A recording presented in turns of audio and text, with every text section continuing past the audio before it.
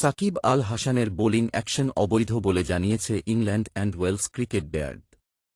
ফলে দেশটির আয়োজিত কোনো প্রতিযোগিতায় বোলিং করতে পারবেন না তিনি।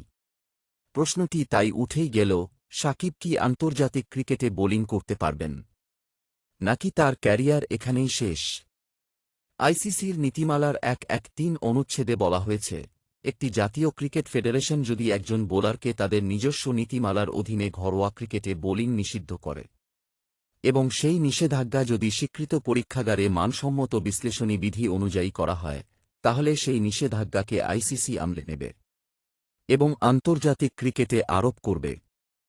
ফলে নিয়ম অনুযায়ী বিশ্বের বিভিন্ন লিগগুলোতে আর হয়তো নাও দেখা যেতে পারে সাকিবকে। আর দেশের ঘরোয়া ক্রিকেটে সাকিবের ফেরাটা এখন বেশ কঠিনই। পতিত সরকারের অংশ হওয়ায় চরম সমালোচিত সাবেক বিশ্বসেরা এই অলরাউন্ডার সব মিলিয়ে ক্যারিয়ারের শেষ প্রান্তে এসে বেশ অনিশ্চিত সময় পার করছেন দেশের ক্রিকেটের এই পোস্টার বয়।